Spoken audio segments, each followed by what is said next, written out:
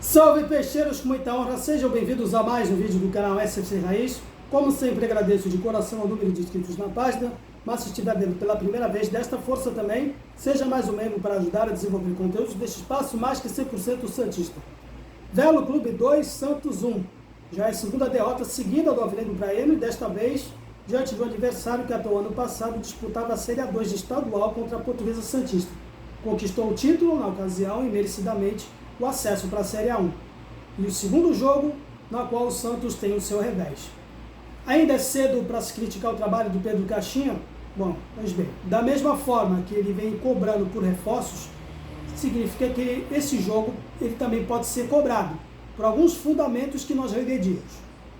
Ele teve, por exemplo, mais uma atitude de fase experimental de elenco. Dessa vez tivemos a estreia do zagueiro Luizão, fazendo dupla de zaga com o Luan Pérez. Tivemos aí também a estreia do Patrick, sob a tutela dele, o Patrick tão criticado pela torcida, e aparentemente melhor fisicamente do que o ano passado, mas ainda assim não conseguiu agregar muita coisa enquanto ele estava em campo. A estreia do Gabriel Bom Tempo, atuando pela meia.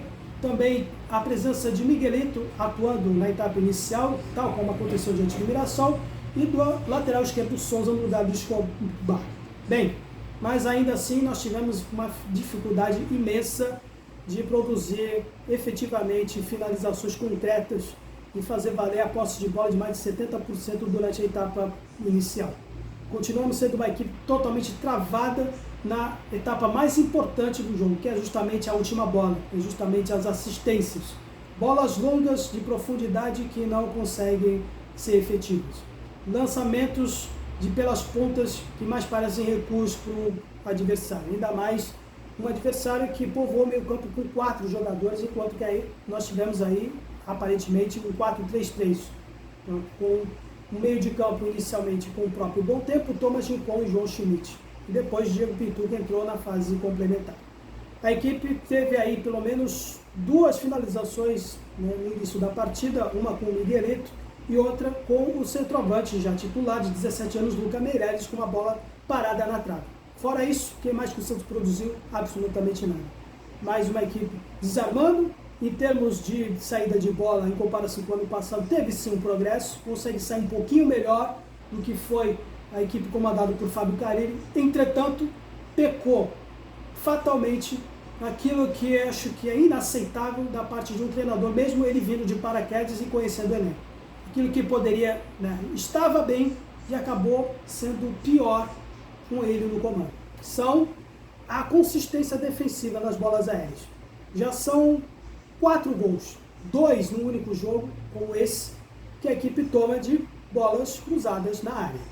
E não é só por falha individual da zaga ou por falha de cobertura do meio do campo, eu vou falar sobre isso também da bola nas costas do nosso lateral direito, que foi o João Pedro Chemão hoje. Isso passa também por treino, e treino remete a treinador. Então, da mesma forma que Caixinha vem cobrando, por mais jogadores, vem falando, frisando que certos vícios do passado ainda perduram, o problema é que certos vícios também de um outro passado antes dele vir, parece que podem retornar com ele. Que é justamente essa fraqueza, a gente ganhar bolas no mano a mano com o adversário, tanto ofensivamente, que se viu diante do Mirassol, como agora ofensivamente, que é pior ainda. Isso passa também na mão do treinador.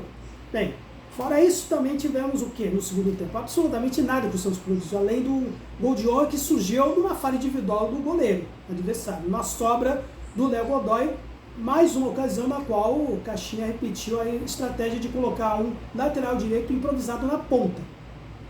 No lugar do Miguelito colocou o Léo Godoy. Léo Godoy que vem sendo aí, em termos defensivos, uma versão argentina do Felipe Jonathan. Peça umas lembranças, ficou 5 anos aí fazendo aquela corrida para trás irritante sem dar o bote para o adversário. Léo Godoy fez o gol de honra, pode-se fazer aí a sua estatística individual, mas continua causando uma má impressão em termos defensivos, especialmente. Não é o que se espera dele.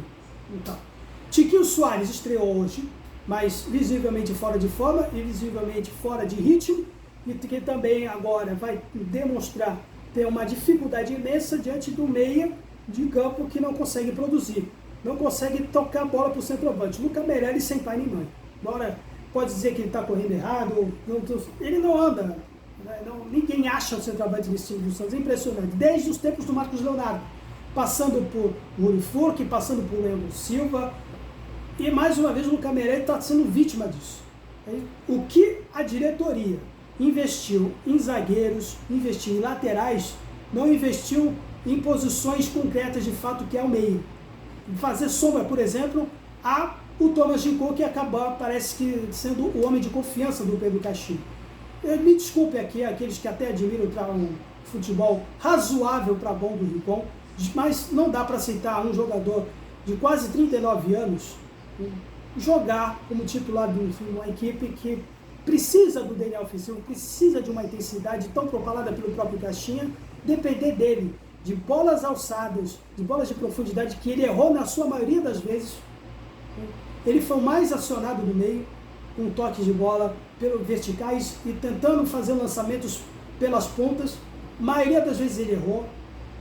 Não dá para confiar muito no Thomas Ginkgo. Me desculpe aqueles que discordam de mim, mas por exemplo, desde a vinda dele, que ele tem um histórico de um problema, inclusive até de cobertura de zaga, na época que ele acabou sendo rebaixado pela Sampdoria na Série A da Itália, ele já tem essa dificuldade. Quando teve a oportunidade de substituir o João Schmidt no ano passado, naquela sequência negativa de 4 derrotas seguidas, por exemplo, também teve essa dificuldade de acompanhar o marcador adversário. Ele também teve falha, um dos que falharam no primeiro gol, não foi só falha somente da zaga. A segunda falha também foi a bola nas costas do Pedro Chamou, mas o conjunto como um todo, né, com a tutela do Caixinha, também vai ficar realmente complicado. Bem, a gente está ainda com esse problema de meia e o Santos está tentando, por assim dizer, se esforçando nos bastidores para trazer outros jogadores, talvez como uma forma de fazer sombra, essa articulação que nós não temos. E ficamos presos à fase de uma equipe que já estava povoando com 4 jogadores antes do 1-0, povoou com 5, ficou com 3-5-2 depois que dilataram o marcador. E aí a gente insistindo nessa formação de 4-3-6 com pouca movimentação no meio, se limitando a jogar pelas pontas, uma equipe não bota velocidade, com jogadores que continuam carregando a bola no momentos que precisamos de ter mais velocidade, com senso de urgência. E lógico, o Guilherme, que vem sendo o único cara que marcou nessa partida, possui esse defeito, carrega demais, cadencia demais a bola. Precisamos de laterais que consigam subir mais, com mais velocidade, e até agora não se viu isso também, né? Pouquíssimas vezes, nem pela presença do Souza no lado, nem pela presença do próprio Escobar no segundo tempo, e também pela presença do Sherman. E o Léo Godoy, então, nem vou dizer, embora ele tenha feito o gol de honra.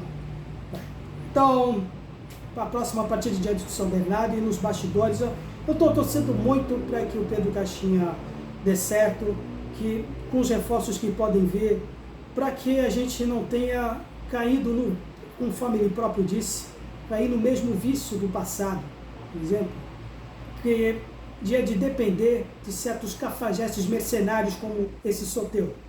Eu vou falar aqui um pouquinho, dando meu pitaco, e não foi por causa da postagem de rede social que foi criticado, mas desde, por exemplo, a volta dele, não vou engolir jamais o retorno desse rapaz, que ainda que ele realmente na próxima partida ele arrebente o jogo e talvez justifique a quem discorda de mim, mas tudo que ele fizer a partir de agora não vai apagar a responsabilidade dele, sim, que ele teve em 2023, juntamente com outros jogadores, dentro do campo, né?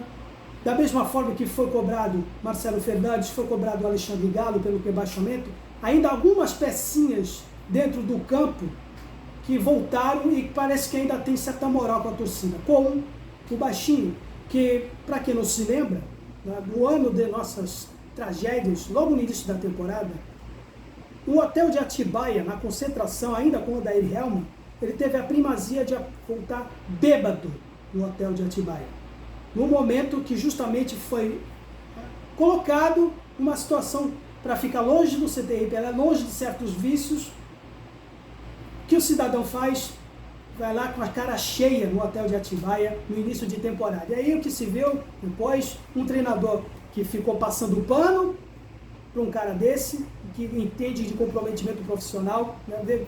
Claríssimo isso.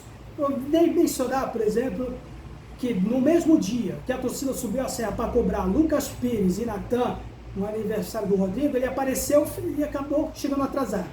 E um projeto de treinador como o Paulo Turra, que pelo menos tentou pôr ordem na casa, acabou sendo queimado. Mas, lógico, não foi por causa disso que ele acabou sendo queimado, por outras coisas que ele sequer deveria ter vindo. Mas nessa ocasião, tentando fazer o certo, acabou se tornando errado. E mais uma vez corremos o risco de repetir o mesmo filme que nos levou ao rebaixamento, com certas pecinhas dentro do campo que insistem que a diretoria está falhando em manter. Como vou mencionar também o Lucas Braga, né, que teve uma partida horrorosa, uma partida anterior, que conseguiu ser substituído, uma coisa que ele ainda era reserva. Lucas Braga, para alguns seteuristas mais próximos, se revelou um cara bem aviltável por dinheiro. Na época que o Santos estava lutando para não cair, era um dos que mais agitavam para pedir bicho para evitar o rebaixamento até de estadual. Ainda não se sabe, né? Então, espero que, pelo menos, a equipe mexicana que anda propondo aí uma compra para ele, realmente se concretize. Porque mais um que, além do próprio Baixinho, deveria estar longe da Vila Dúvida. Mas, por enquanto, é só. Tem mais alguns conteúdos que eu gostaria de falar a respeito desse assunto, como outros também, os bastidores, especialmente relativo à Arena, que eu estou prometendo bastante, mas eu posso prometer com convicção absoluta que vai sair esse meu documentário a respeito da história do novo estádio do Santos, até antes do que a própria Arena. Então, por enquanto é só. Santos sempre Santos. Valeu!